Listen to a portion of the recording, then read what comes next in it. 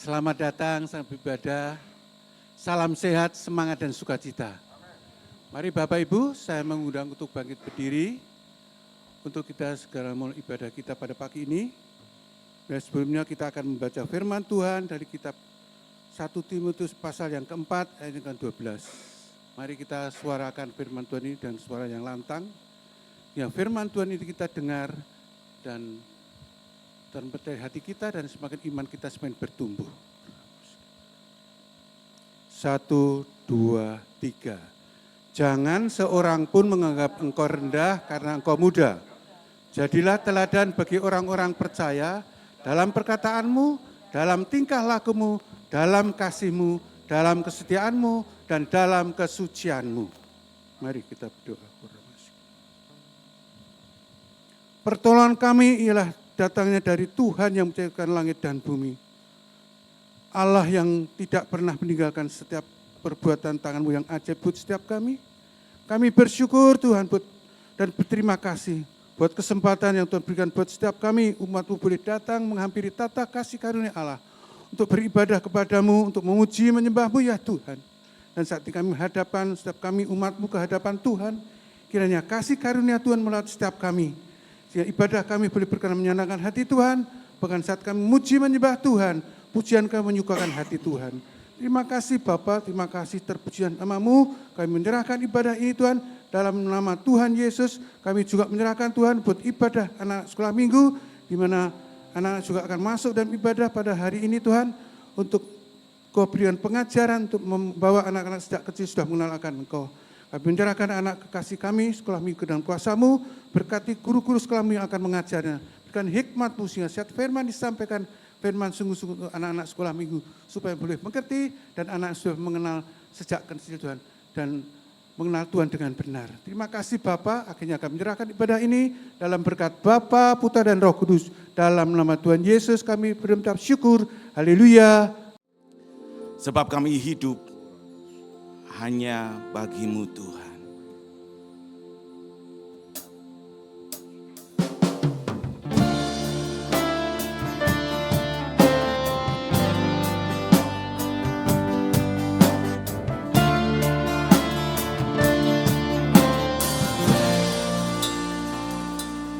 Yesus Kau kebenaran yang menyelamatkanku. Kau memberikanku hidup dan pengharapan.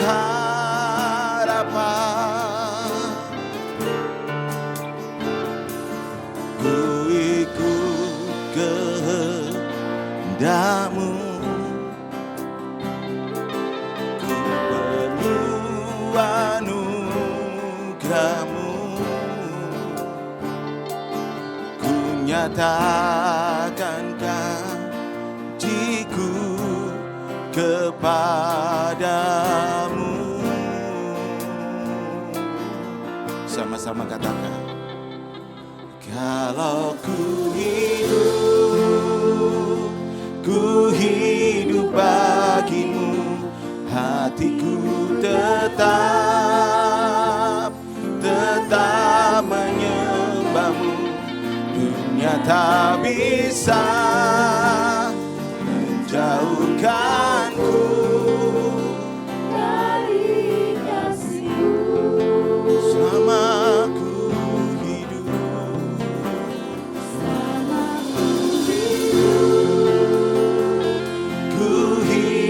bagi-Mu, mataku tetap menyandang-Mu. Dunia tak bisa menjauhkanku dari kasih-Mu. Mari katakan, Yesus Kau kebenaran yang menyelamatkanku. Kau memberi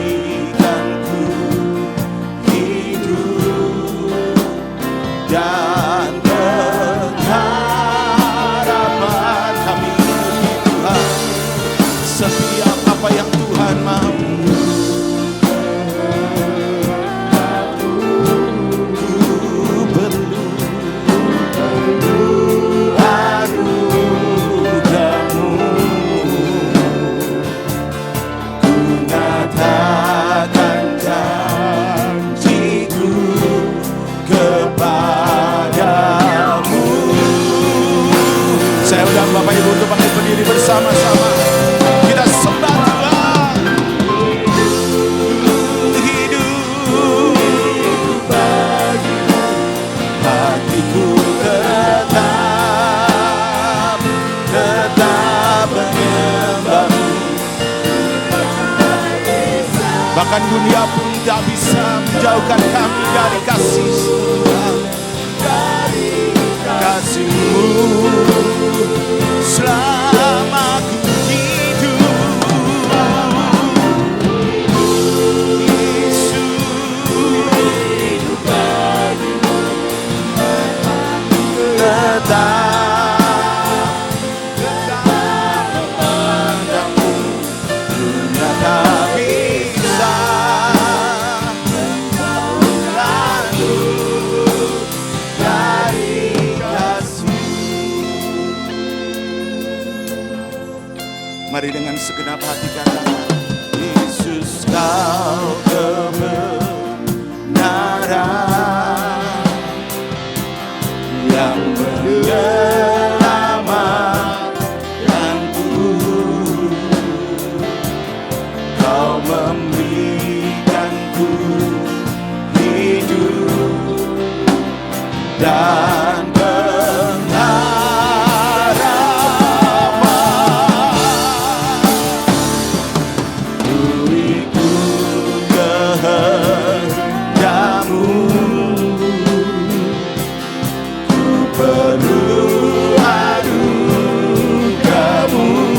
siapkan hatimu, sembah Tuhan.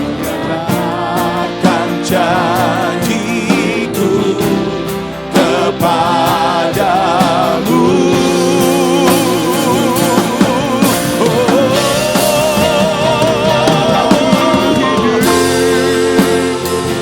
Ku hidup bagimu, hati kami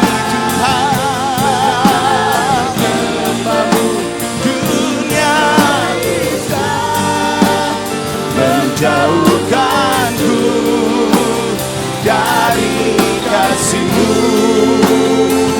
Yesus, sama ku hidup bagimu. Mata kami tertuju kepadamu ya Tuhan, tetap dunia tak bisa dari kasih-Mu.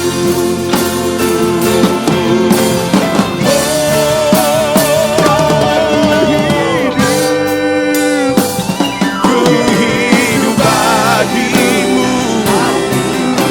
hati kami ya Tuhan, dunia tak bisa dari. Jesus, we worship you. Selama ku hidup bagimu, tetap memandang-Mu. Dunia tak bisa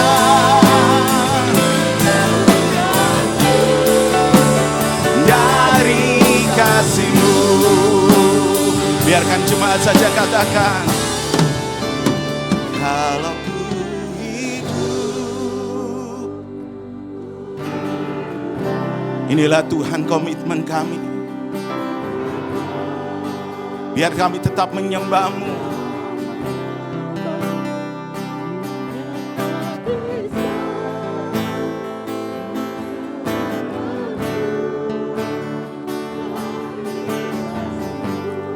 Selama ku hidup,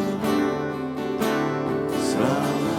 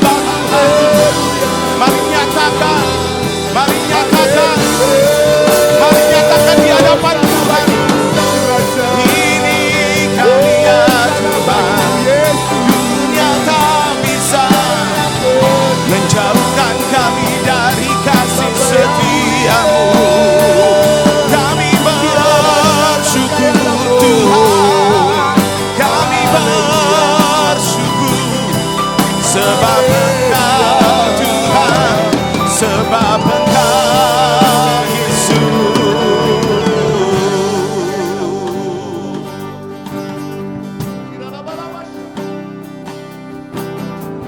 Sebab tak akan pernah Tuhan kami melepaskan Engkau.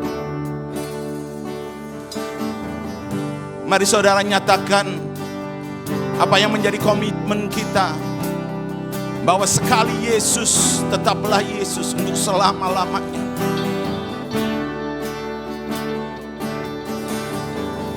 Dunia tak bisa menjauhkanku dari kasih-Mu, dari kasih-Mu Tuhan. Mari sembah Tuhan sekali lagi. Dunia tak bisa menggantikan Engkau Tuhan, menggantikan-Mu Yesus.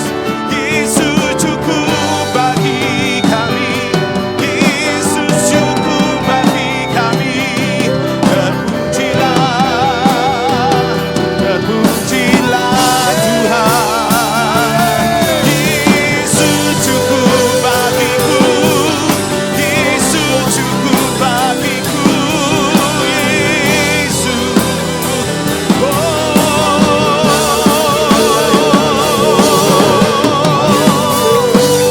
Yesus cukup bagi kami.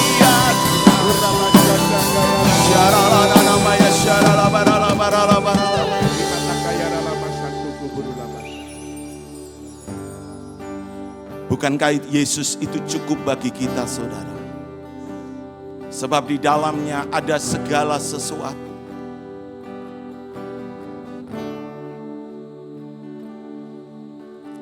Christ is enough for me. Christ is enough for me. Everything I need is in you. Everything I need. Mari katakan, Christ is enough. Christ is enough for me. Christ is enough for me. Everything I need is in you. Everything I need, I have decided to follow Jesus. No turning back, no turning back. I have decided to follow Jesus. No turning back, no turning back. Katakan, Christ is enough for me. Christ is enough for me. Everything I need is in you. Everything I need, Christ is enough. Jemaat saja, Christ is enough for me. Kau bisa lebih dari ini, saudara. Mari katakan, isi hatimu, nyatakan imanmu di hadapan Tuhan. Everything I need is in you. Everything I need. Mari berikan sorak-sorai. Christ is enough for me. Christ is enough for me. Everything I need is in you. Everything I need, I have decided. I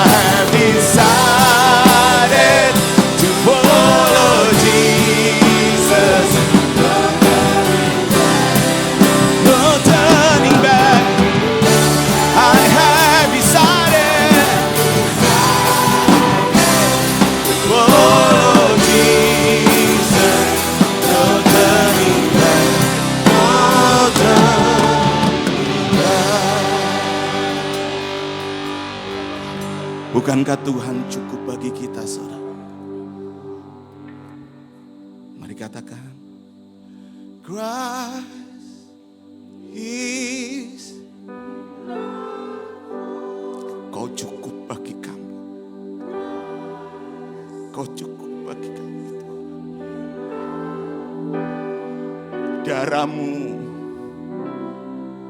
Darahmu yang tercurah bagi kami. Keperdosaan kami Kau gantikan ya Tuhan.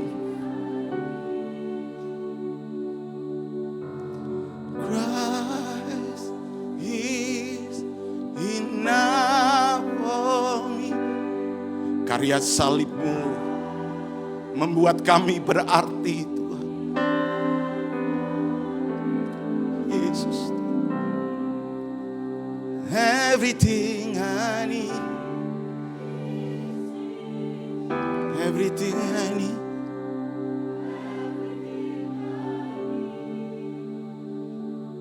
Sebab Dia hidup, maka akan ada hari esok. Amin, saudara.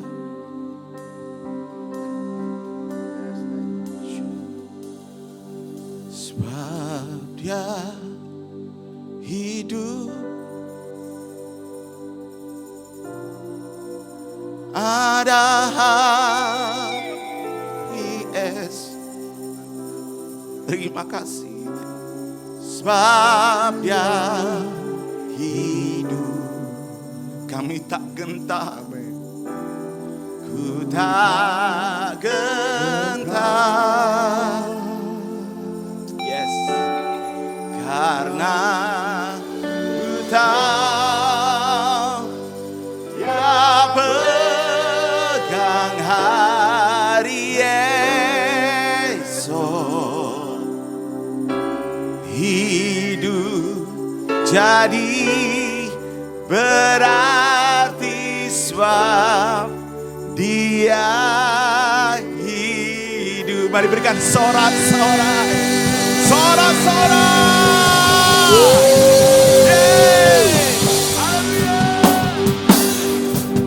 Mari bertepuk tangan bersama-sama.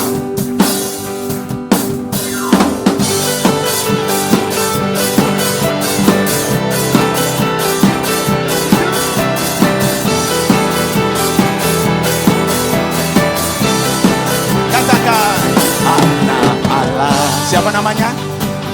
Yesus namanya, menyembuhkan, menyucikan, bahkan mati, tebus dosaku, kubur kosong membuktikan Dia hidup.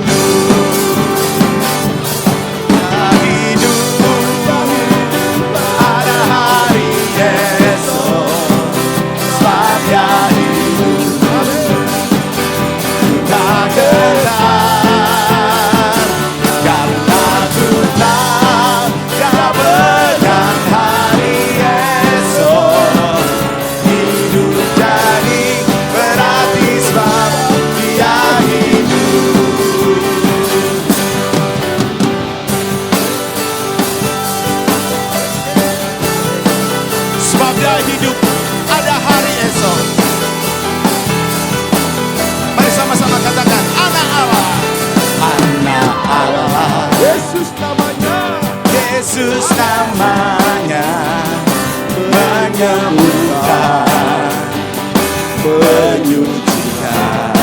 Amin. Bahkan mati, tebus dosa setiap kita, saudara.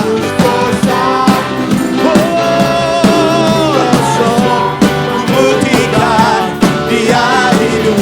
Sebab Dia hidup, sebab Dia hidup. Ada hari esok. Sebab Dia hidup, kami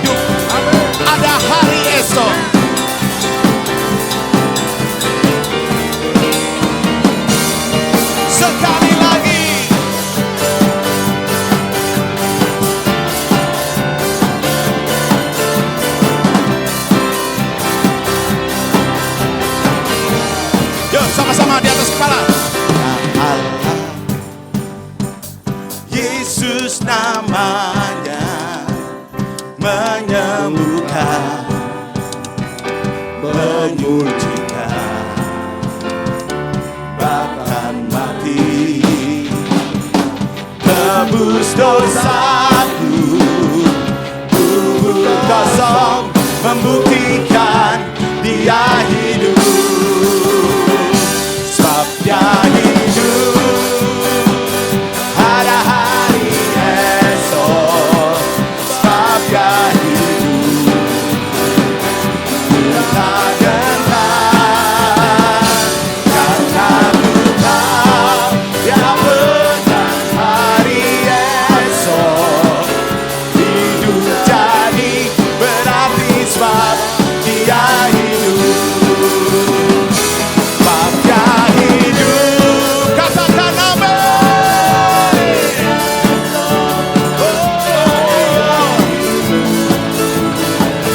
Ku tak gentar, karena ku tahu Dia menang hari esok.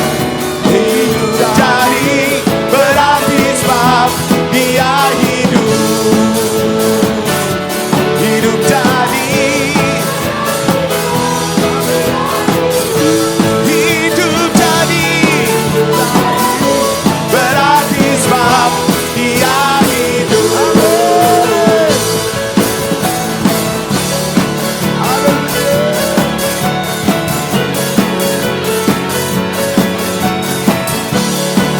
Katakan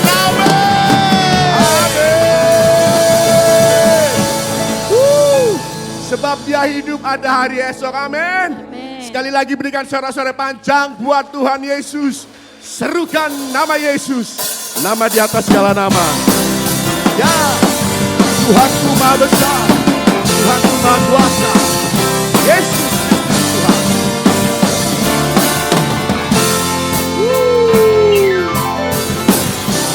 Tuhanku Maha Besar, Tuhanku Maha Kuasa, Raja segala raja. Ya, katakan dengan iman.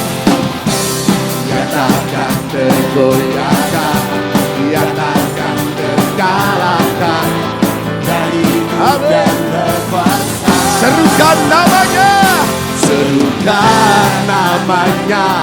Siapa Dia? Amin.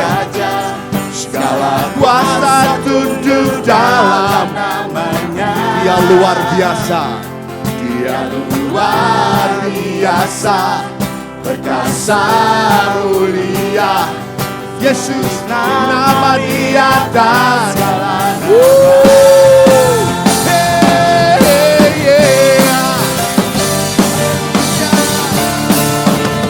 Sekali lagi dari awal berkata dengan sungguh kepada Tuhan. Tuhanku Maha Besar, Tuhanku Maha Besar, Tuhanku Maha Kuasa, Raja segala raja. Yeah. Dia takkan tergoyahkan, amin. Dia takkan terkalahkan, Dia hidup dan berkuasa. Katakan dengan iman, serukan namanya, Yesus Tuhan Raja, segala kuasa tunduk dalam namanya. Dia luar biasa, perkasa mulia. Yesus nama di atas segala nama. Yesus nama di atas segala nama. Tuhanku Maha Besar, Tuhanku Maha Kuasa, Yesus Kristus Tuhan. Berikan sorak-sorai buat Yesus. Ya. Yesus dahsyat.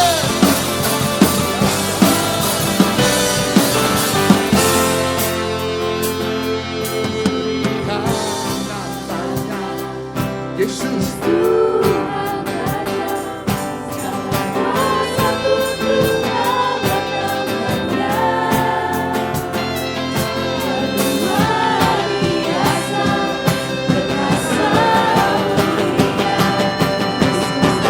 Maria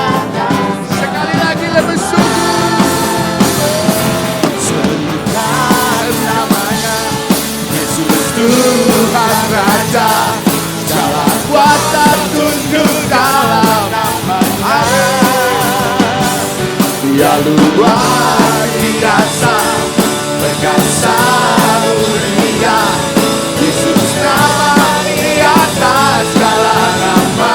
Yesus nama di atas segala. Boleh sekali lagi dengan iman percaya berkata, Yesus nama di atas segala nama.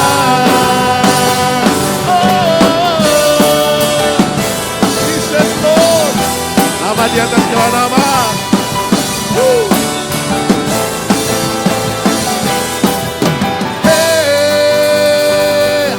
Sorak-sorai panjang buat Tuhan.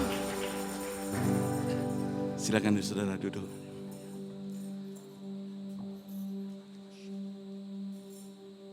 Kami mempercayai Engkau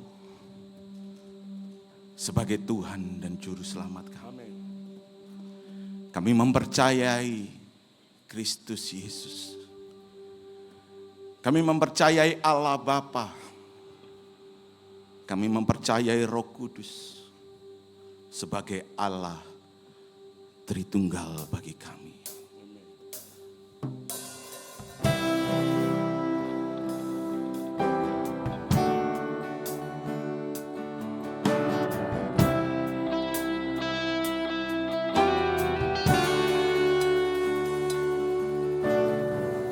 Bapa-Ku yang kekal, Pencipta yang esa, Maha Kuasa, dikandung Roh Kudus, Yesus Kristus datang, Juru Selamatku. Ku percaya Allah Bapa, ku percaya Sang Putra, ku percaya Roh Kudus-Mu, Kau Allah Tritunggal. Ku percaya kebangkitan ada dalam kita.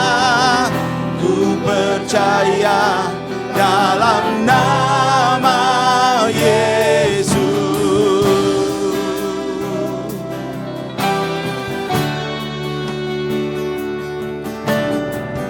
Hakim dan pembela di salib sengsara,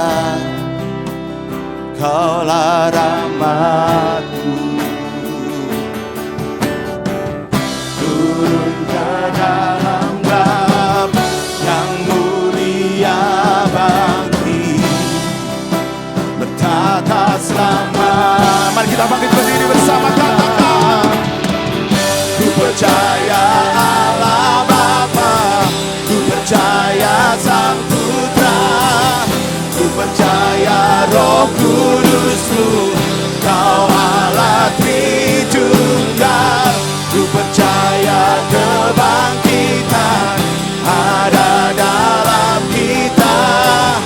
Ku percaya dalam nama Yesus. Ku percaya Engkau, ku percaya Kau telah bangkit. Ku percaya Yesus Kristus Tuhan.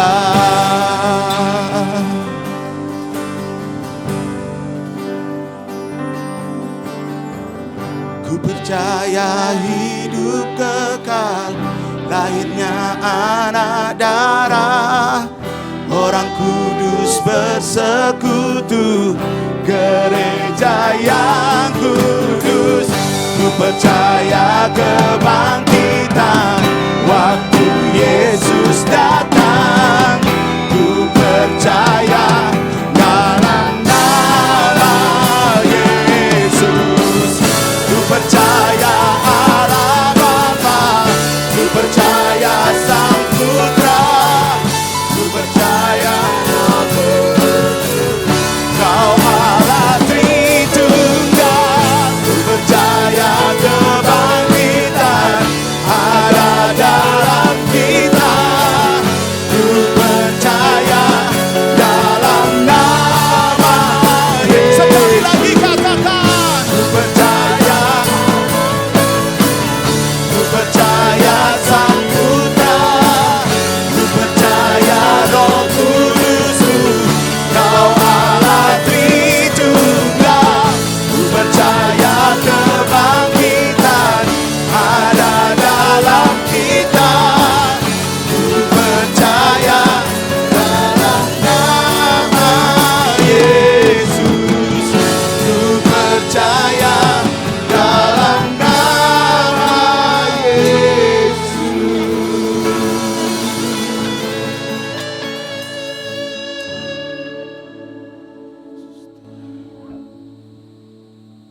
kita mengambil waktu sejenak untuk kita bersyukur atas setiap kasih dan kebaikan Tuhan dalam kehidupan kita. Karena kami percaya Tuhan bahwa tanpa Tuhan kami tidak akan pernah mampu sampai ada di titik ini. Kami bersyukur untuk anugerah Tuhan. Kami bersyukur untuk kasih setia Tuhan yang begitu hebat dalam kehidupan kami. Kami bersyukur untuk siapa Tuhan di dalam kehidupan kami. Kami bersyukur untuk apa yang sudah Tuhan lakukan di dalam kehidupan kami. Kami bersyukur untuk karya Kristus di atas kayu salib yang membawa kami dari kegelapan kepada terang yang ajaib. Terima kasih Tuhan, terima kasih untuk anugerah-Mu yang tidak pernah habis dalam kehidupan kami. Terima kasih untuk kasih setia Tuhan yang tidak pernah habisnya di dalam kehidupan kami Tuhan. Terima kasih Tuhan Yesus, terima kasih. Dan biarlah pagi hari ini kami datang dengan segala kerendahan hati kami. Dengan hati yang terbuka. Untuk kami kembali diajar, untuk kami kembali diingatkan. Untuk kami kembali diperbaharui oleh kebenaran firman-Mu Tuhan. Dan kami menyerahkan waktu ini ke dalam tangan-Mu Tuhan. Urapi setiap kami tanpa terkecuali bahkan hamba-Mu. Urapi kami dengan kuasa, dengan otoritas yang daripada Tuhan sendiri. Kami mau datang dengan hati yang terbuka. Sehingga ketika benih firman Tuhan itu ditaburkan Tuhan. Hati kami menjadi tanah hati yang lembut. Sehingga benih itu akan bertumbuh dan berbuah di dalam kehidupan kami. Sehingga melalui kehidupan kami, orang bisa mengenal siapa Yesus. Terima kasih Tuhan Yesus, terima kasih. Kami menyerahkan waktu ini ke dalam tangan-Mu. Berbicaralah kepada setiap kami Tuhan, berfirmanlah kepada kami. Karena kami anak-anak-Mu siap untuk mendengar. Di dalam nama Tuhan kami Yesus Kristus, Tuhan dan Juru Selamat kami yang hidup, kami berdoa dan mengucap syukur. Mari setiap kita sama-sama katakan amin. Sebelum duduk Bapak Ibu, mari berikan tepuk tangan luar biasa buat teman-teman Praise and Worship. Dan terima kasih untuk Tuhan Yesus yang begitu hebat dalam setiap kehidupan kita. Shalom. Ya, pagi hari ini saya diberikan sebuah tema dari pembacaan kita di dalam Kisah Para Rasul pasal 16 ayat 1 sampai yang ketiga. Tapi kemudian saya sedikit modifikasi tema itu menjadi judul khotbah pada pagi hari ini, yaitu Gospel Generation atau generasi Injil. Karena kita sedang berada di dalam bulan generasi dan ini merupakan minggu yang terakhir. Sebelum pada akhirnya minggu depan kita akan masuk di dalam bulan yang baru, yaitu bulan pembapaan. Dan pagi hari ini yang ingin saya sampaikan kepada kita pagi hari ini, dan ini menjadi hati Tuhan bagi kita, bukan hanya sebagai generasi yang hidup saat ini, tetapi juga sebagai orang-orang yang Tuhan izinkan untuk hidup terlebih dahulu, mendapatkan begitu banyak kebenaran yang akan kita salurkan atau kita wariskan kepada generasi selanjutnya. Yang percaya katakan amin. Oleh sebab itu judul khotbah saya pagi hari ini adalah Gospel Generation atau generasi Injil. Dengan subtema mempersiapkan generasi yang siap melayani demi Injil Kristus. Nah, mari kita akan baca terlebih dahulu di dalam Kisah Para Rasul pasal yang ke-16 ayat 1, ayat yang kedua dan ayat yang ketiga. Di pagi hari ini kita akan mengekspos 3 ayat ini sebagai bahan perenungan kita bersama pagi hari ini. Kita akan baca secara bersama-sama karena hanya 3 ayat supaya terjadi keadilan sosial bagi seluruh rakyat DSCM. Jadi saya dan saudara-saudara akan baca bersama-sama. Amin. Ya, 1, 2, 3. Paulus datang juga ke Derbe dan ke Listra. Di situ ada seorang murid bernama Timotius. Ibunya adalah seorang Yahudi dan telah menjadi percaya, sedangkan ayahnya seorang Yunani. Timotius ini dikenal baik oleh saudara-saudara di Listra dan di Ikonium. Dan Paulus mau supaya dia menyertainya dalam perjalanan. Paulus menyuruh menyunatkan dia karena orang-orang Yahudi di daerah itu. Sebab setiap orang tahu bahwa bapaknya adalah orang Yunani.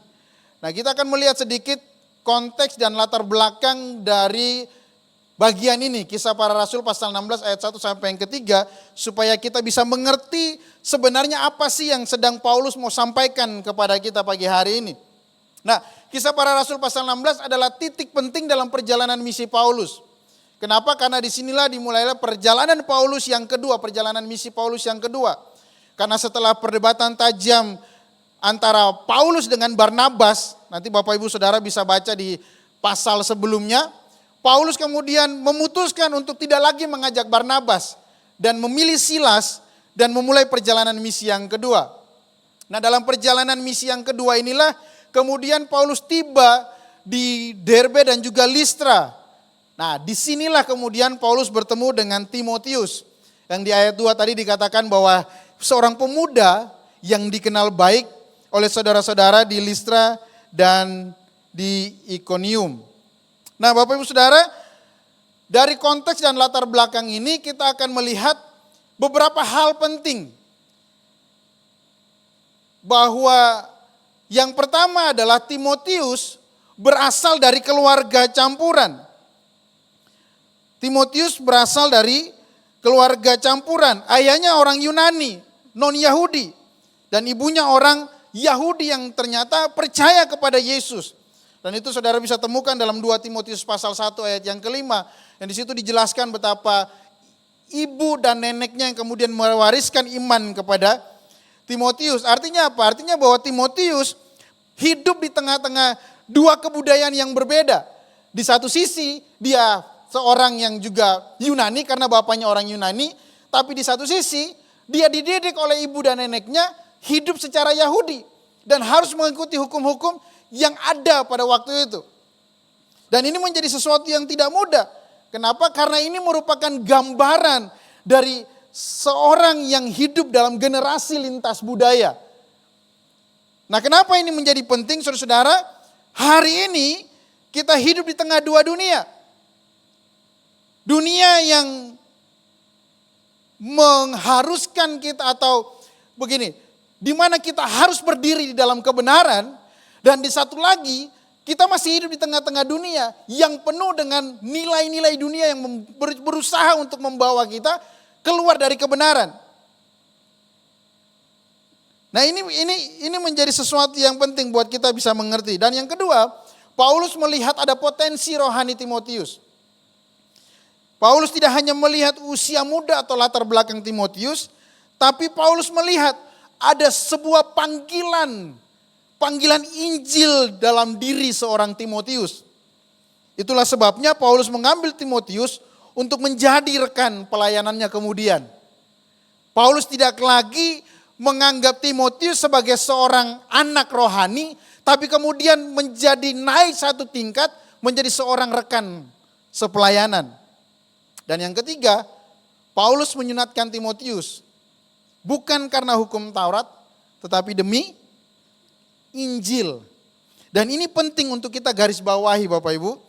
Kenapa? Karena Paulus sama sekali tidak sedang tunduk pada tuntutan Taurat atau menyetujui teologi diselamatkan karena sunat. Seperti yang diperdebatkan di dalam kitab Galatia. Dan itu sudah sangat jelas.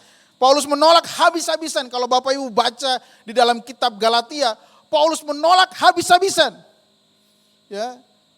Karena Paulus berkata itu adalah Injil palsu.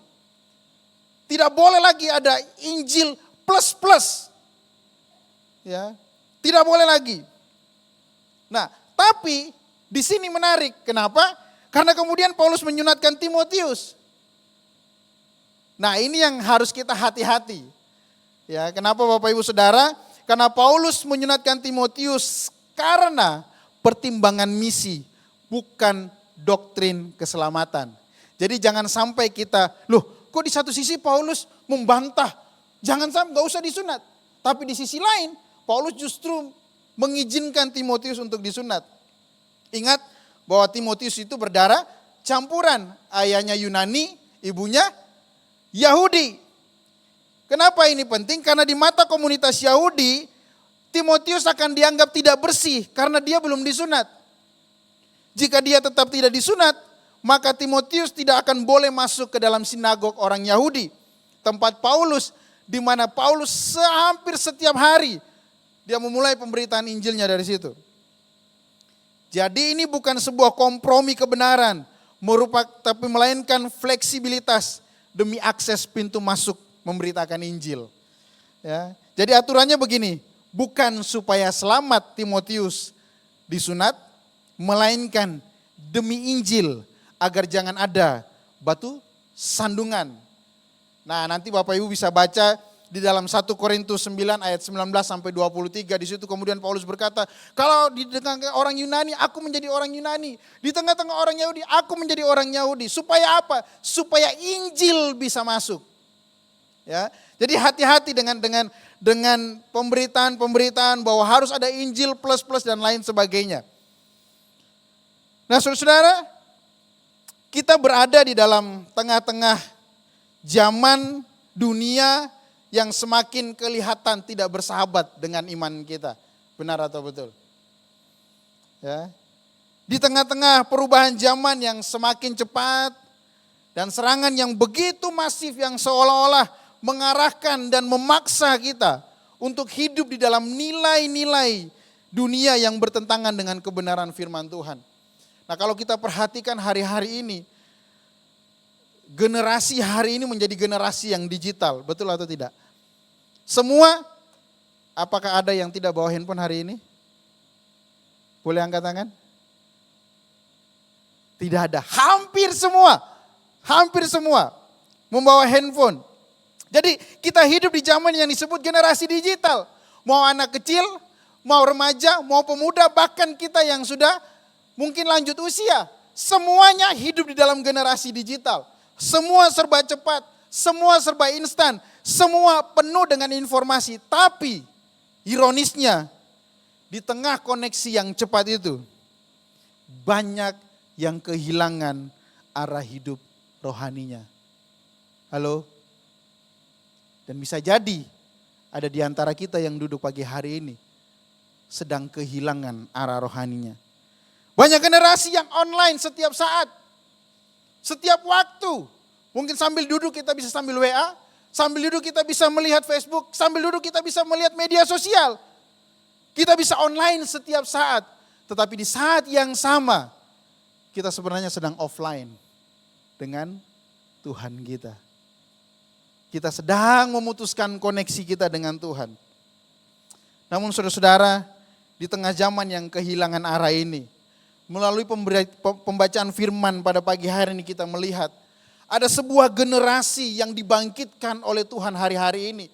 Yaitu generasi yang hidup oleh Injil. Generasi yang mau melakukan segala sesuatu demi Injil Kristus. Dan itu adalah bagian dari kita sebagai orang-orang percaya. Baik sebagai anak-anak, remaja, pemuda, bahkan kita sebagai orang tua. Kita harus menjadi generasi Injil yang mau hidup, mau mati demi Injil. Wah, kalau hidup oke, Pak. Tapi kalau mati, tunggu dulu. Benar apa betul? Karena tidak semua orang mau hidup demi Injil. Tapi tidak semua mau mati demi haleluya. Berat ya. Berat. Nah, saudara, lalu apa yang bisa kita belajar dari pembacaan firman Tuhan kita pada pagi hari ini? Yang pertama, generasi Injil adalah generasi yang memiliki dasar iman yang kuat. Di ayat yang pertama di situ dikatakan bahwa ia adalah seorang murid. Menariknya begini, Timotius tidak diperkenalkan sebagai seorang anak muda yang berbakat. Di situ tidak ditulis bahwa ada seorang anak muda yang punya talenta luar biasa. Di situ tidak ditulis bahwa ada seorang pemimpin muda yang punya potensi luar biasa. Di situ tidak ditulis bahwa dia adalah seorang yang berasal dari keluarga imam. Tidak. Tapi di situ ditulis bahwa dia adalah seorang murid. Nah, kata murid dalam bahasa aslinya adalah matetes. Yang artinya bahwa dia bukan hanya sekedar orang percaya, tapi kalau kita melihat dalam konteks perjanjian baru, matetes berarti orang yang belajar, orang yang mengikuti, dan orang yang meniru gurunya. Di dalam beberapa terjemahan yang lain, para penerjemah berkata bahwa sebenarnya kenapa dia dianggap sebagai seorang murid, karena dia sedang diajar untuk mengikuti tata aturan hidup orang Yahudi. Karena ingat, nenek dan mamanya adalah orang Yahudi, sehingga dia sebenarnya sedang diajar. Nah saudara-saudara, seorang murid bukan hanya memiliki pengetahuan atau iman, tetapi hidupnya dibentuk untuk menyerupai Kristus. Artinya apa? Artinya bahwa identitas pertama Timotius adalah sebagai pengikut Kristus. Dia bukan hanya sekedar menjadi seorang Kristen, dia bukan hanya sekedar menjadi seorang percaya, tapi di situ betul-betul ditunjukkan bahwa identitas pertama dari seorang yang bernama Timotius adalah sebagai pengikut Kristus. Nah ini menjadi penting. Kenapa? Karena tidak semua, dengarkan ini baik-baik. Tidak semua orang Kristen itu pengikut Kristus. Tidak semua orang Kristen itu pengikut Kristus. Kenapa? Karena ada begitu banyak orang yang mengaku Kristen, tapi kehidupannya tidak mencerminkan bahwa dia adalah seorang pengikut Kristus. Seorang yang hidup di dalam kekristenan, tapi bisa jadi kehidupannya berbeda dari nilai-nilai yang diajarkan oleh Kristus sendiri. Identitas pertama seorang Timotius adalah pengikut Kristus. Bukan seorang performer, bukan seorang influencer, bukan juga seorang aktivis gereja, melainkan murid yang berakar. Pertanyaannya bagi kita, seberapa dalam kita berakar di dalam setiap ibadah dan pertumbuhan rohani kita. Jangan sampai kita hanya sekedar menjadi orang Kristen, tapi kita tidak pernah berakar. Jangan sampai kita hanya sekedar menjadi orang Kristen atau aktif di dalam gereja, tetapi kita tidak pernah memiliki kehidupan sebagai seorang pengikut Kristus. Jadi dasar iman itu bukan soal sensasi Bapak Ibu, tapi ketulusan. Timotius tidak terkenal karena bakat, tapi karena imannya yang nyata dan hidup. Dan Alkitab mencatat dari mana itu dimulai. Dalam 2 Timotius 1 ayat 5. Dan Paulus berkata kepada dia, aku teringat akan imanmu yang tulus ikhlas, yaitu iman yang pertama-tama hidup di dalam siapa? Nenekmu Lois dan ibumu Eunike. Nah ini menjadi penting. Disinilah peran kita sebagai orang tua, bagi Bapak Ibu yang hari ini sudah punya keluarga, punya anak, punya cucu. Disinilah peran kita. Sebagai orang tua dalam membentuk generasi Injil. Ingat, sebelum Timotius dikenal jemaat, ia dikenal oleh keluarganya. Sebelum namanya didengar oleh Paulus, nama Yesus sudah diperdengarkan di dalam rumahnya oleh ibu dan neneknya. Jadi bisa dikatakan begini, Paulus tidak menemukan Timotius atau tidak memulai dari nol di dalam memuridkan Timotius. Tapi ia hanya melanjutkan apa yang sudah dikerjakan oleh ibu dan neneknya Timotius. Maka sebelum gereja bisa melahirkan generasi misioner, Tuhan terlebih dahulu memanggil orang tua menjadi imam rohani bagi keluarganya sendiri. Amin. Orang tua adalah gembala pertama, guru pertama, dan saksi Injil yang pertama bagi anak-anak. Bukan pendeta, bukan guru sekolah minggu, bukan YouTube, bahkan bukan TikTok. Halo? Orang tua, papa dan mama, kakek dan nenek harus menjadi guru yang pertama untuk menceritakan tentang Injil kepada anak, kepada cucu, kepada generasi. Sehingga generasi ini menjadi generasi yang hidup di dalam Injil. Berapa banyak dari orang tua yang khawatir kalau anaknya tidak sukses. Berapa banyak dari orang tua yang khawatir kalau anaknya tidak berhasil. Tapi mereka tidak pernah khawatir kalau anaknya tidak punya hubungan dengan Tuhan. Halo? Mereka tidak pernah khawatir kalau anaknya tidak hidup dalam takut akan Tuhan. Kadang-kadang kita hanya berfokus kepada keberhasilan yang semu. Tapi kita tidak pernah berfokus kepada apa yang Tuhan inginkan bagi anak-anak dan generasi kita. Amin. Billy Graham pernah berkata demikian. Warisan terbesar yang bisa diberikan seorang kepada anak-anaknya bukan uang, bukan harta benda, melainkan warisan, karakter, dan iman. Yang percaya katakan amin. Oh, apakah tidak boleh, Pak? Boleh, silakan. Tapi yang paling utama, warisan yang harus kita berikan kepada anak-anak kita dan generasi kita adalah karakter dan iman. Saudara, kita tidak bisa menutup mata dengan situasi yang terjadi hari-hari ini. Dengan begitu banyak perubahan-perubahan di dalam dunia, dengan begitu majunya kemajuan teknologi. Kalau kita melihat dan menyaksikan dan kita memperhatikan betul, generasi di dalam gereja mulai hilang sedikit demi sedikit. Generasi di dalam gereja mulai hilang sedikit demi sedikit. Kenapa? Karena kemudian dunia mulai bekerja dengan begitu masifnya untuk menanamkan nilai-nilai yang membawa anak-anak kita semakin jauh daripada Tuhan. Kalau gereja, kalau orang tua tidak peduli dengan akan hal ini, maka lambat laun tidak akan ada lagi generasi di dalam gereja. Itu sebabnya menjadi tanggung jawab kita untuk terus mewariskan warisan karakter dan iman kepada anak-anak kita. Itu sebabnya keluarga tidak boleh netral.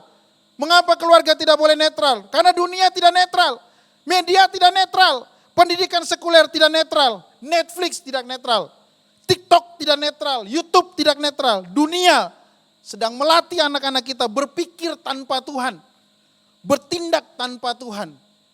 Saudara perhatikan hari-hari ini dengan kemajuan teknologi, dengan adanya AI. Orang kadang-kadang berpikir gak perlu Tuhan. Kenapa? Karena dia bisa tanya segala sesuatu di AI.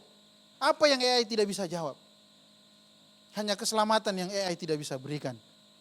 Lain daripada itu, mereka semua bisa tanya hari ini. Amin. Itu sebabnya kemajuan teknologi seperti ini harus kita pikirkan. Karena itu, rumah tidak boleh menjadi ruang kosong. Rumah harus menjadi markas besar kerajaan Allah. Yang percaya katakan amin.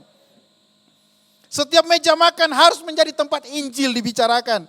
Setiap momen sebelum tidur harus menjadi altar penyembahan. Setiap momen keluarga harus menyebut nama Yesus di dalamnya. Yang percaya katakan amin. Nah saudara-saudara, Tuhan tidak menuntut kita menjadi teolog besar. Tapi kita harus menjadi saksi pertama Kristus di dalam rumah kita sendiri. Bukan hanya mendoakan anak secara diam-diam, tapi kita harus menyuarakan Injil kepada anak dengan jelas dan berulang-ulang kali. Berulang-ulang kali.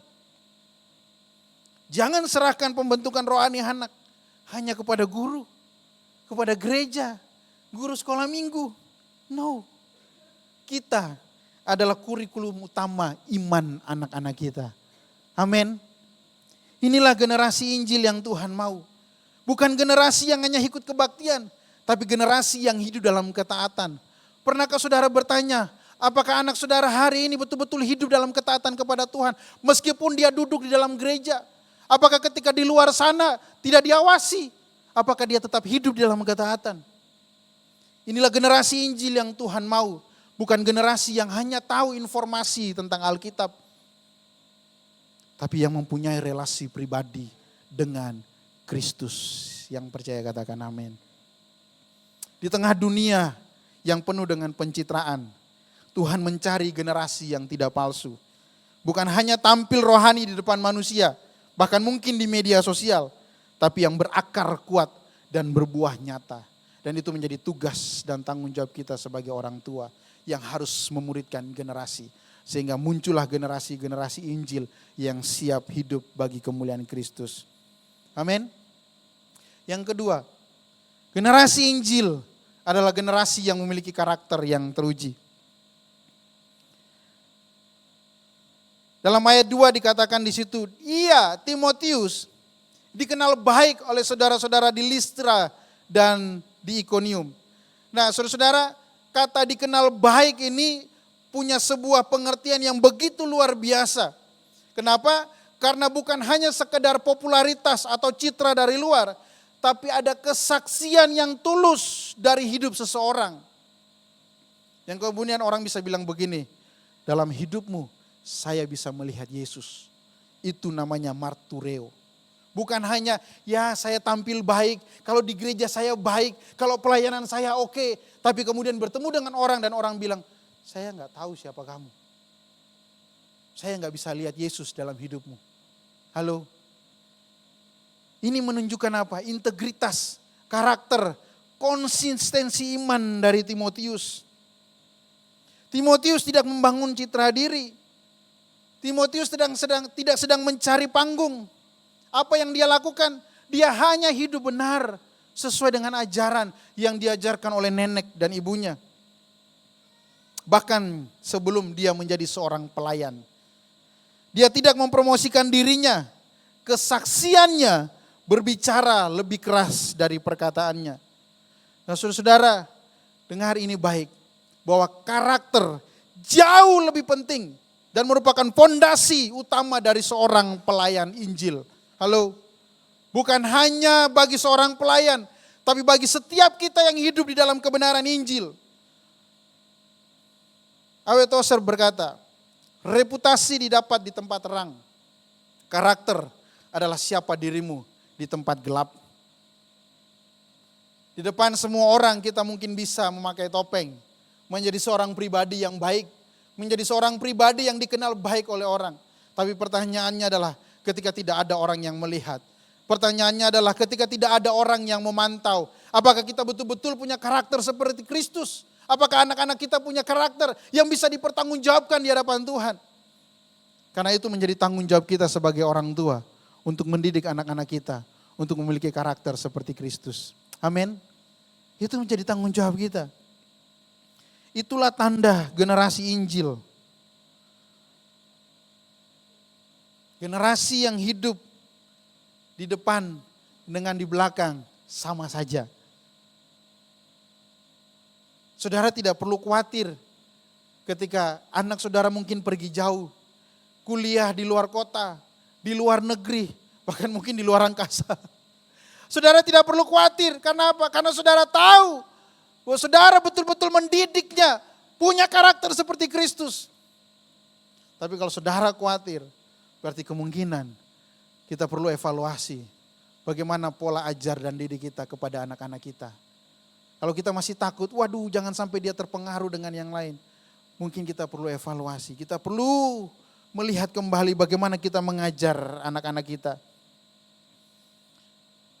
Tanda generasi Injil, generasi yang hidup di dalam Injil adalah mereka yang sama di depan dan di belakang layar. Di mimbar maupun di rumah, di gereja maupun di marketplace. Bukan cuma pandai berkata-kata, tapi terbukti di dalam perbuatan. Timotius tidak dikenal karena talenta. Timotius tidak dikenal karena dia pandai berkhotbah. Timotius tidak dikenal karena dia seorang yang punya karunia, tidak. Tapi dikenal karena karakter. Dia dikenal baik bukan hanya oleh satu kota, tapi dalam dua komunitas sekaligus, di Listra dan di Ikonium. Apakah orang-orang di Malang mungkin bisa berkata, wah saya sangat diberkati dengan kehidupan orang yang ada di Surabaya. Kenapa? Meskipun saya jauh, saya tahu bahwa hidupnya adalah bagi kemuliaan Kristus. Itu yang dialami oleh Timotius. Artinya apa?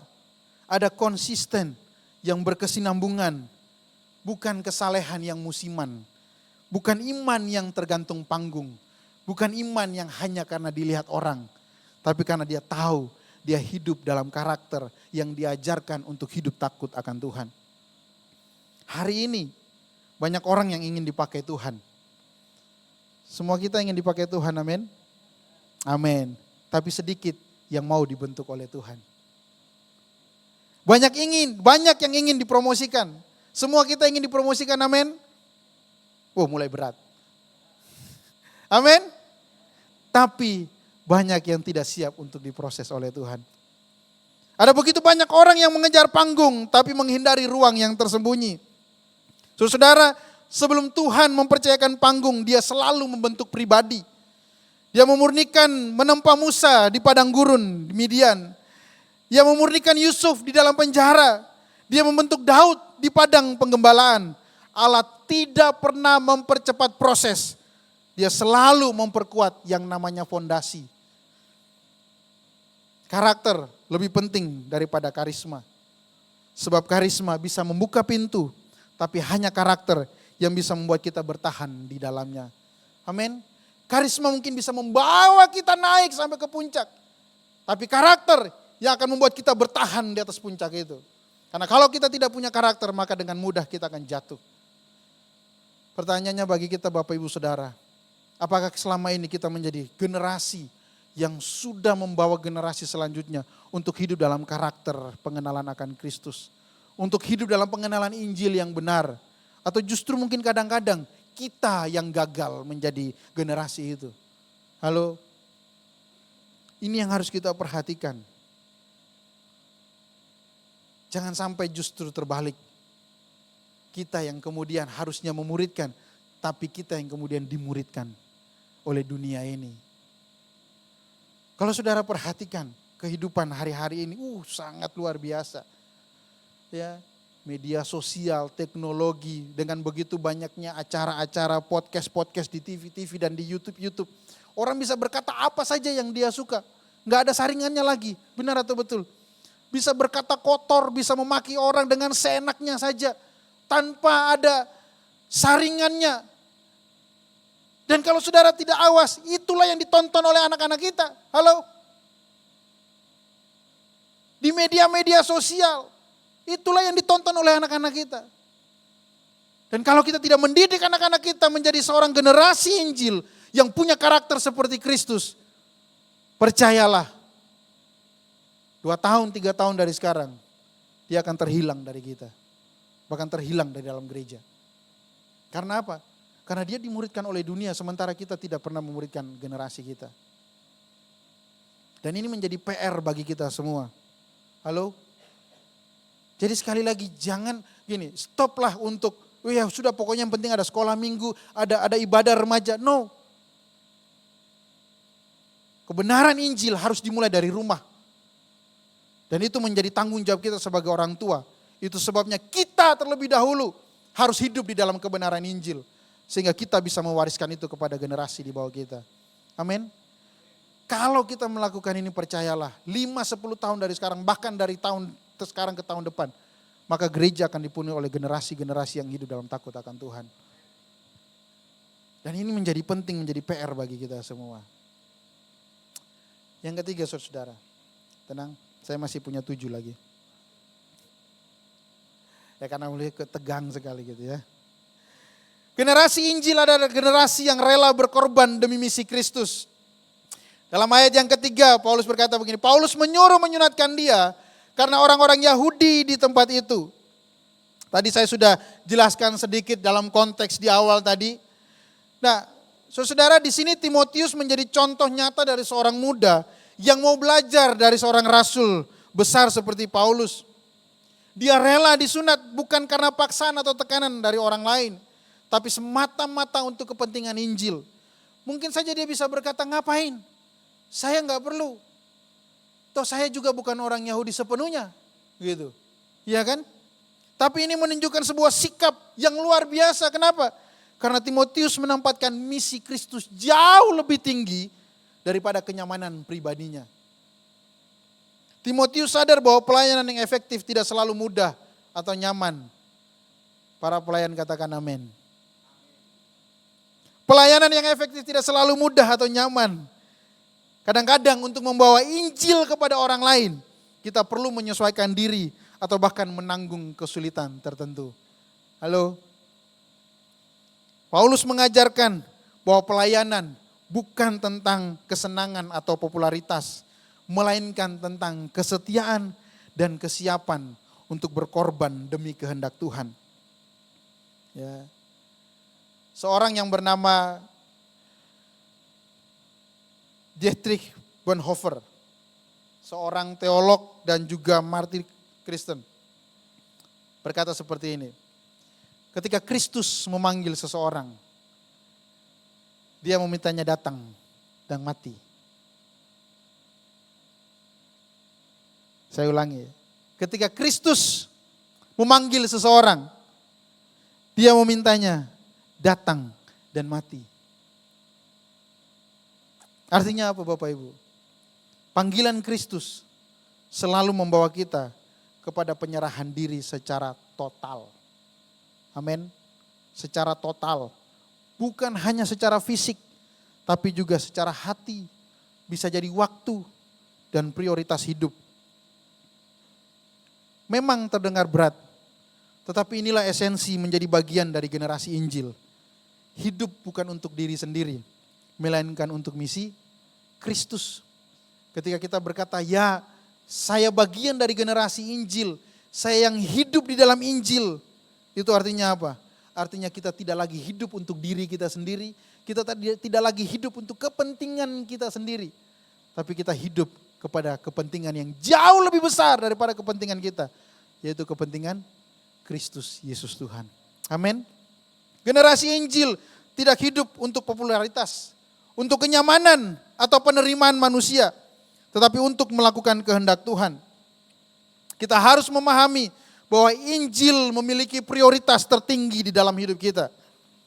Kita harus bersedia melepas ego kita, menyingkirkan hal-hal yang menghalangi pelayanan kita, dan menempatkan Tuhan di pusat setiap keputusan kita. Itu sebabnya Bapak Ibu Saudara, setiap kita yang dipanggil dan siap untuk diutus seperti Timotius, ya, mungkin kita tidak harus disunat secara fisik seperti Timotius, tetapi prinsip yang sama yang masih relevan bagi kita ketika Tuhan memanggil kita.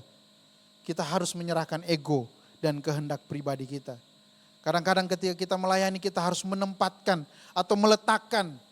Kalau di dalam pelajaran ada sebuah pelajaran namanya pelajaran penyerahan hak. Kita harus melepaskan semua hak kita. Ku lepas semua hakku untuk mengenal kehendaknya di hidupku. Ketika kita berkata, ya saya mau iring Yesus, tapi masih gandol. Apa yang saya mau, apa yang saya pingin, apa yang saya mau lakukan, kehendak saya, ego saya. Maka kita gak akan pernah bisa berkata, saya mau iring Yesus. Meskipun saya susah. Itu lagu lama ya. Jangan biarkan keinginan kita menghalangi kehendak Tuhan di dalam kehidupan kita. Mari sediakan waktu untuk misi Kristus. Kadang-kadang banyak dari kita sibuk dengan pekerjaan, sekolah, kesenangan dunia. Tapi ingat, Tuhan memanggil kita untuk mengutamakan waktu untuk kita bisa melayani dan memperhatikan pertumbuhan rohani kita dan generasi kita. Mengorbankan kenyamanan demi kebaikan orang lain dan penyebaran Injil. Ini bisa berupa meninggalkan zona nyaman. Mungkin kita meninggalkan zona nyaman kita untuk menolong orang yang membutuhkan. Atau melakukan hal-hal yang menantang iman kita. Oleh sebab itu Bapak Ibu Saudara, generasi Injil adalah mereka yang dengan sadar berkata, bukan kehendakku yang jadi, tapi kehendakmu ya Tuhan. Amin. Kalau mungkin di dalam sini kita bisa berkata dengan mengangkat tangan, ya Tuhan, bukan kehendakku yang jadi. Tapi ketika di luar sana, apakah kita masih bisa berangkat tangan dan berkata, ya Tuhan, terjadilah sesuai dengan kehendak-Mu. Ini adalah panggilan untuk hidup dengan tujuan, bukan sekedar untuk hidup diri sendiri. Kita harus menempatkan misi Tuhan sebagai prioritas tertinggi dan siap menanggung konsekuensi demi kemuliaan-Nya. Amin. Nah saudara-saudara, apa yang menjadi koneksi Injilnya bagi kita? Timotius sebagai bayangan Kristus. Saat kita membaca kisah Timotius, kita bisa melihat lebih dari sekedar seorang pemuda yang disiapkan untuk pelayanan. Timotius menjadi bayangan Kristus sendiri. Karena Paulus menekankan bahwa Timotius memiliki iman yang tulus dan hidup yang takut akan Tuhan. Tetapi demi pelayanan yang efektif di tengah komunitas Yahudi, Timotius harus melakukan satu tindakan penting, yaitu disunat. Ini bukan sekedar ritual fisik, tapi simbol kesediaan meninggalkan kenyamanan pribadi demi misi Tuhan. Di sini kita bisa menarik paralel yang indah dengan Kristus.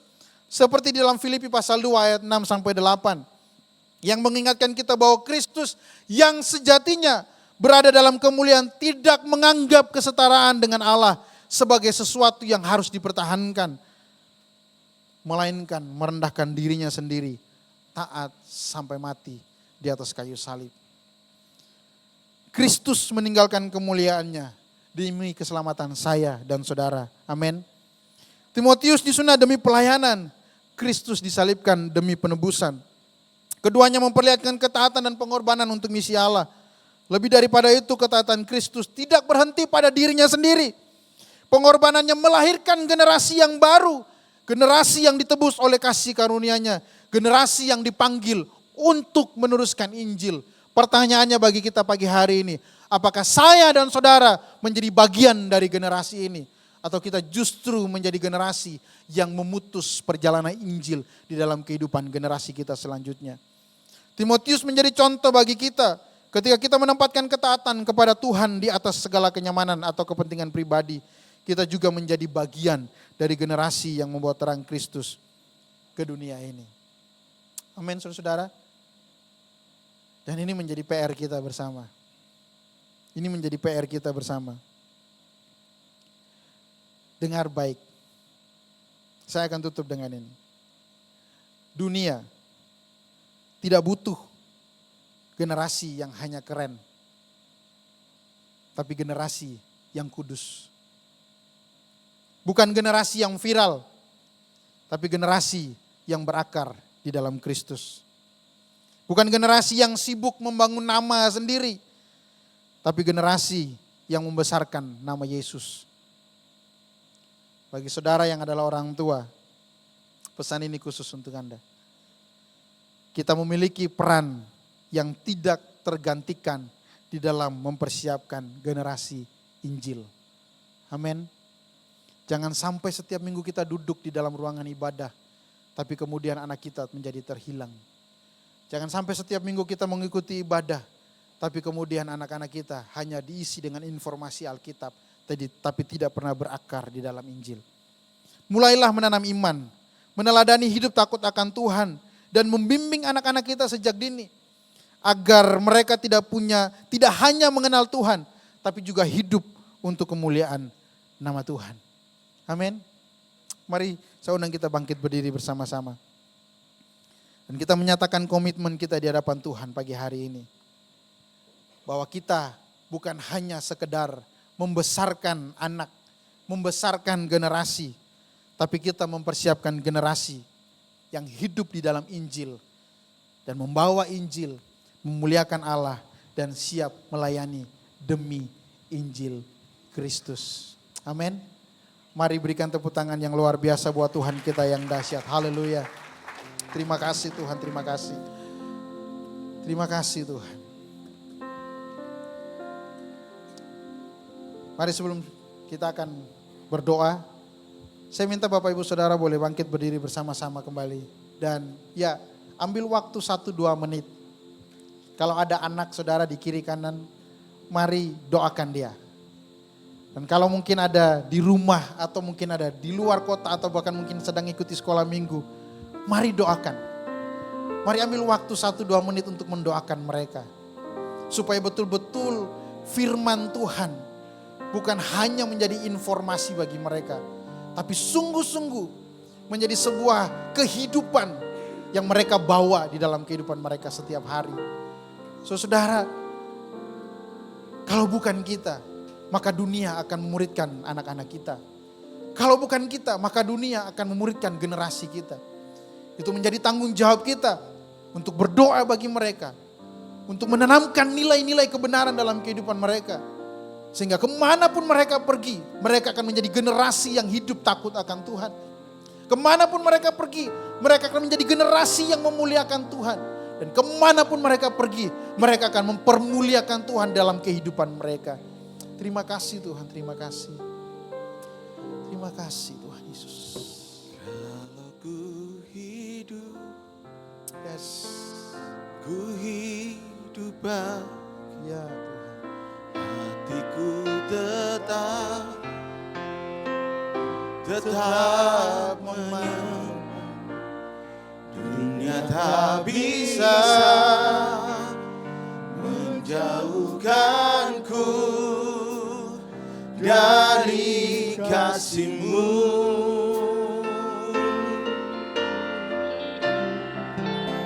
Selama ku hidup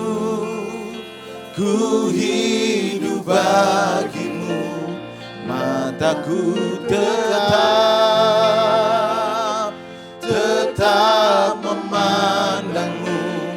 Dunia tak bisa menjauhkanku dari kasih-Mu. Tuhan, saat ini kami membawa generasi kami Tuhan. Kami mengangkat tangan kami untuk anak-anak kami Tuhan. Bahkan saat ini ketika mereka tidak berada bersama dengan kami, kami tahu bahwa Tuhan Engkau bersama-sama dengan mereka. Kami berdoa dari tempat ini Tuhan melepaskan berkat bagi anak-anak kami. Kami berdoa Tuhan setiap benih firman Tuhan yang sudah kami beritakan kepada mereka, yang sudah kami ajarkan kepada mereka menjadi kehidupan bagi mereka Tuhan. Sehingga dimanapun mereka berada, mereka menjadi generasi yang membawa terang kemuliaan Tuhan. Dimanapun mereka berada, mereka menjadi generasi yang hidup takut akan Tuhan. Terima kasih Tuhan Yesus, terima kasih. Dan kami berdoa Tuhan, kami sebagai orang tua, kami sebagai orang-orang yang Tuhan izinkan untuk lebih dulu mendapatkan kebenaran. Kami mau Tuhan menjadi orang tua yang terus menceritakan tentang Yesus dan apa yang sudah Yesus perbuat dalam kehidupan anak-anak dan generasi kami. Terima kasih Tuhan Yesus, terima kasih. Kami bersyukur untuk kebenaran firman-Mu pagi hari ini. Biarlah ini terus menjadi rema dalam kehidupan kami Tuhan. Sehingga kami bukan hanya menjadi pendengar, tapi kami menjadi pelaku kebenaran firman Tuhan. Di dalam nama Tuhan Yesus kami berdoa.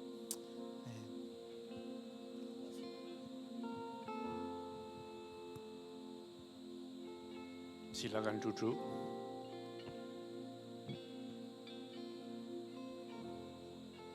Mari kita tundukkan kepala, kita berdoa syafaat. Bapa kami yang di sorga, terima kasih ya Tuhan, kami mengucapkan syukur firman-Mu ya dan amin.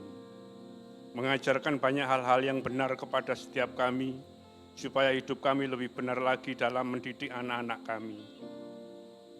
Tolong Roh Kudus, kuatkan kami, tuntun kami supaya dapat menghidupi firman-Mu ini, sehingga kami bersungguh-sungguh mengalami pertobatan dan perubahan di dalam hidup kami. Dan hidup kami menjadi kesaksian kepada anak keturunan kami, dan yang dapat mewariskan generasi Injil dengan baik demi kepentingan Kristus di dunia ini. Berkati kami di sepanjang hidup kami dengan segala tugas dan aktivitas kami. Pimpin dan sertai kami agar kami berhasil dan berkemenangan di dalam segala perkara. Kami berdoa bagi saudara-saudara kami yang sakit dan yang sedang dalam pergumulan, terutama yang sedang berjuang dalam kehidupan. Lawatlah Tuhan dan nyatakan kuasa mujizat-Mu bagi setiap kami. Kami percaya kami alami jawaban doa, kami alami mujizat dan pertolongan Tuhan di tempat ini. Dalam nama Tuhan Yesus, terpujilah nama-Mu Tuhan. Berdoa buat hamba-Mu Bapak Alex Nanlohi, yang pada saat ini sudah menyampaikan berita firman Tuhan bagi kami. Kiranya hikmat dan penyertaan Tuhan senantiasa nyata dalam kehidupannya, dan segala sesuatu yang dikerjakannya, Tuhan menjadikannya berhasil. Berkati kehidupannya, berkati keluarga, dan berkati setiap pelayanannya. Berdoa atas hamba-Mu Bapak Erlangga Dharma, yang sudah Tuhan percaya untuk memimpin dan mengemban tugas pengembalaan di gereja di SCM. Berikan atas hamba-Mu ini hikmat dan kuasa, agar dalam mengemban tugas pengembalaannya, Tuhan menyertai, Tuhan menopang, dan semua program pelayanan yang sedang dikembangkan oleh hamba-Mu, khususnya di gereja di SJM, semua sesuai dengan rencana dan kedaulatan Tuhan. Berkati kehidupannya, berkati kesehatannya, berkati keluarga, dan berkati seluruh aktivitas pelayanannya. Kami juga berdoa untuk hamba-Mu Gembala Pembina kami, Bapak Sudi Darmaya Tuhan, yang sekarang memimpin ibadah raya di gereja di SJM Malang. Kiranya kasih karunia Tuhan dan penyertaan Tuhan menyertai akan keberadaan hamba-Mu ini. Dan Tuhan senantiasa memberikan hikmat, kekuatan, serta kesehatan yang baik. Berkati kehidupannya, berkati keluarga, dan berkati seluruh aktivitas pelayanannya. Kami bawa dalam doa kepada-Mu Tuhan, seluruh aktivitas gereja kami di SJM yang ada di Surabaya, Malang, dan seluruh gereja lokal yang ada, khususnya untuk mempersiapkan diri dalam rangka menyambut ibadah dan perayaan Natal di setiap gereja masing-masing. Kiranya semua persiapan dan program-program pelayanan perayaan Natal dapat dilaksanakan dengan baik dan semua kebutuhan dapat tercukupkan. Pimpin, sertai seluruh kepanitiaan yang ada, agar segala sesuatu yang dikerjakan memiliki dampak yang terbaik dan sukacita Natal dapat menjadi berkat bagi banyak orang. Terima kasih ya Tuhan. Berdoa bagi bangsa dan negara kami Indonesia, dengan pemerintahan yang dipimpin oleh Presiden Prabowo Subianto dan Wakil Presiden Gibran Raka Buming Raka, beserta seluruh jajaran kabinet yang ada. Kiranya Tuhan memberikan hikmat serta kemudahan dalam menjalankan roda pemerintahan, khususnya dalam menjalankan program-program pembangunan dalam rangka peningkatan perekonomian dan kesejahteraan masyarakat di seluruh Indonesia, dan mempersiapkan program pembangunan untuk generasi emas Indonesia di tahun 2045. Berkati kota kami Surabaya di mana kami tinggal, berkati setiap para pemimpin kota kami yang ada, berkati seluruh program pembangunan pemerintahan kota yang sedang berjalan, serta program-program pelayanan publik agar dapat berjalan dengan baik, sehingga kedamaian, keamanan, serta ketentraman selalu ada di atas kota kami Surabaya ini. Terima kasih ya Tuhan, terpujilah nama-Mu. Akhirnya untuk melengkapi dan menyempurnakan ibadah kami pada saat ini, kami akan menyerahkan persembahan syukur kami. Apapun bentuk persembahan yang kami serahkan, semuanya semata-mata kami lakukan demi hormat dan kemuliaan nama Tuhan. Dalam nama Yesus Kristus Tuhan, kami bersama-sama mengucapkan doa Bapa kami. Bapa kami yang di sorga, dikuduskanlah nama-Mu. Datanglah kerajaan-Mu, jadilah kehendak-Mu di bumi seperti di sorga. Berikanlah kami pada hari ini makanan kami yang secukupnya, dan ampunilah kami akan kesalahan kami, seperti kami juga mengampuni orang yang bersalah kepada kami. Dan janganlah membawa kami ke dalam pencobaan, tapi lepaskanlah kami daripada yang jahat, karena Engkau-lah yang mempunyai kerajaan, dan kuasa, dan kemuliaan, sampai selama-lamanya. Amin.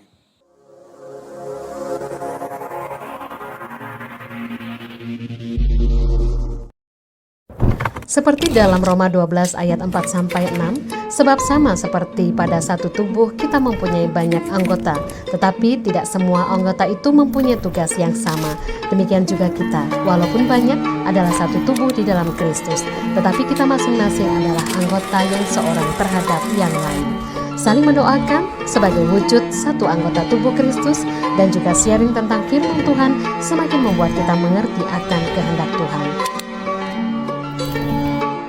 Mari bersama memuji dan menyembah Tuhan, berdoa untuk jemaat Tuhan, berdoa untuk ibadah persiapan, ibadah raya, juga kegiatan-kegiatan lainnya, serta berdoa untuk kota dan bangsa. Mari bergabung bersyafaat setiap hari Jumat pukul 10 waktu Indonesia Barat di Gedung Pondok Daun. Bapak Ibu, mari kita mendukung dalam doa pertumbuhan jemaat dan mendukung jam-jam ibadah DSJM Kupang Gunung. Setiap hari Rabu diadakan doa malam pukul 18.30 sampai pukul 20. Hari Minggu ibadah raya dimulai pukul 17 waktu Indonesia Barat. Puji Tuhan Bapak Ibu, gereja mendapat kesempatan sebulan sekali melayani di Lapas Porong. Bagi Bapak Ibu yang rindu terlibat dalam pelayanan ini, dapat mendaftarkan diri terlebih dahulu karena kuota hanya untuk 10 orang. Untuk jadwal pelayanan dan pendaftaran dapat menghubungi sekretariat gereja. Mari kita dukung dan doakan pelayanan dan penginjilan tim misi dari Pos PI Kembang Kuning di Makam Mataram setiap hari Jumat pukul 12 waktu Indonesia Barat. Program kesehatan dari Radio Sejahtera, Klinik Sejahtera, Minggu 26 Oktober 2025, pukul 18 waktu Indonesia Barat. Penyuluhan kesehatan bersama Dr. Fiona Paramita, spesialis anak AIFOKA, dengan topik imunisasi bayi dan anak. Time to Share dengan topik YOLO, You Only Live Once versus YO, You Only Live Forever, bersama Bapak PDM Yeskel Dimas Darmanto di hari Senin 27 Oktober 2025 pukul 19 waktu Indonesia Barat. Generasi emas adalah investasi masa depan. Investasikan dana Bapak Ibu untuk perkembangan pendidikan, guru-guru dan murid-murid yang membutuhkan. Transfer taburan Bapak Ibu ke rekening BCA 4438124590 atas nama Yayasan Sejahtera Kita. Doa pagi setiap hari Rabu dan Sabtu pukul 5 sampai 6 waktu Indonesia Barat secara onsite di NICC Jalan Lingkar Blimbing Indah nomor 2 Araya Malang, secara online melalui Zoom meeting ID 850-7681-1319 passcode doa pagi. Bersyukur kepada Tuhan Yesus yang baik. Bagi setiap saudara, semua keluarga besar DSJM, dimanapun sudah berada, kami mewakili panitia pembangunan bersyukur dan berterima kasih atas persembahan-persembahan yang sudah lakukan untuk menyelesaikan LED, di mana pekerjaan fisiknya sudah selesai dan kita sedang menantikan pelunasannya. Dan kita akan melangkah untuk pekerjaan berikutnya, yaitu pemasangan karpet. Dan berikutnya lagi adalah pemasangan peredam yang dibutuhkan untuk ruangan yang kita pakai untuk ibadah. Terima kasih atas partisipasi saudara semuanya. Saya percaya sekecil apapun saudara sudah ambil bagian dalam pekerjaan Tuhan yang bisa memberikan manfaat yang seluas-luasnya untuk kita dapat beribadah. Naikkan pujian, penyembahan kepada Tuhan, dan kita sekalian dapat terlibat menyelesaikan pekerjaan Tuhan yang luar biasa. Tuhan Yesus memberkati semua saudara. Percaya persembahan saudara sekecil apapun itu diperhitungkan oleh Tuhan sebagai kebenaran. Tuhan Yesus memberkati saudara. Haleluya. Amin. Setiap tahun kita senang merayakan Natal. Tapi pernahkah kita bertanya, sebenarnya apa sumber dari rasa senang kita itu? Apakah dari sensasi euforia pesta bersama? Ataukah karena kita benar-benar merasakan kasih Allah yang begitu besar?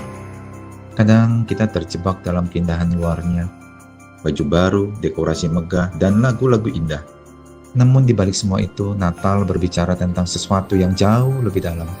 Kelahiran Yesus Kristus yang datang menembus manusia dari dosa. Mari kita rayakan Natal bukan hanya dengan sukacita dunia, tapi dengan hati yang bersyukur atas kasih yang menyelamatkan. Dan ajaklah orang lain untuk ikut merasakan kegirangan karena selamat yang dari Allah. Tak peduli segala persoalan yang kita hadapi, tak akan pernah dibiarkannya. Ku bergumul sendiri, Allah mengerti. Sekali lagi dari awal, katakan dengan sungguh, katakan dengan sungguh. Banyak perkara. Ya. Gereja mengucapkan turut berduka cita atas meninggalnya Oma Rus Hartini dari berumur 90 tahun. Luar biasa Bapak Ibu. Kiranya keluarga yang ditinggalkan diberi penghiburan oleh Tuhan. Amin. Saudara diberkati siang hari ini Bapak Ibu sekalian. Mari kita bangkit berdiri bersama-sama, berikan salam kiri kanan, katakan Tuhan Yesus memberkati. Dan kita akan akhiri ibadah kita siang hari ini. Hidup bagimu, hatiku tetap memelukmu. Dunia tak bisa menjauhkanku dari kasih-Mu. Selama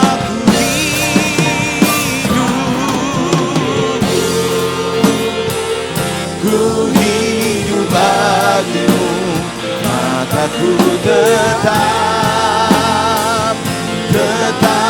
memandangmu.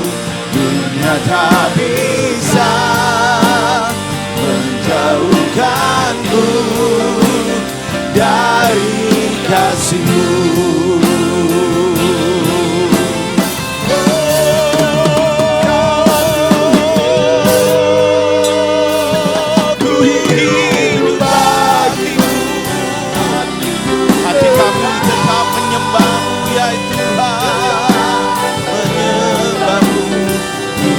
Tak bisa menjauhkanku dari kasih-Mu, sebab selamanya aku hidup bagimu, mataku tetap memandangmu. Dunia tak bisa menjauhkanku, dunia tak bisa menjauhkanku, dunia tak bisa menjauhkanku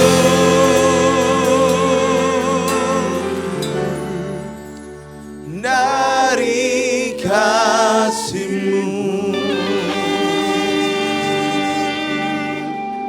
Bapa di surga, sungguh kami mengucap syukur, terima kasih buat ibadah kami Tuhan. Bahkan boleh menikmati hadirat-Mu setiap kami. Lawatan melalui setiap kami, firman-Mu sudah Kau beritakan. Saat kami jadi pelaku firman Allah. Terima kasih Tuhan, terima kasih Bapa. Sebentar kami akan mengakhiri di mana kami akan kembali ke tempat kami masing-masing. Kami pun percaya Engkau Tuhan telah melakukan tingkap baik untuk memberkati kami semua. Mari Bapak Ibu yang terkasih di dalam Kristus Tuhan, percaya dengan iman-Mu dan terima berkat-Nya. Tuhan memberkati engkau dan melindungi engkau. Tuhan melindungi engkau dengan wajah-Nya dan engkau kasih karunia. Tuhan menghadapkan wajah-Nya dan engkau beri damai sejahtera. Diberkati pada engkau masuk, diberkati pada engkau keluar. Diberkati ibadah dan pelayanan-Mu, diberkati usaha pekerjaan bisnis-Mu, diberkati keluarga rumah tangga-Mu. Apa engkau kerja ke depan Tuhan berhasil. Terimalah berkat damai sejahtera dari Allah Bapa, cinta kasih-Nya Tuhan kita Yesus Kristus, di dalam persekutuan dengan Roh yang Kudus, yang menyertai melindungi berkati dari sekarang hingga menata hingga kekal selama-lamanya. Yang percaya diberkati Tuhan katakan, amin. Selamat hari Minggu, Tuhan berkati. Tuhan Yesus memberkati.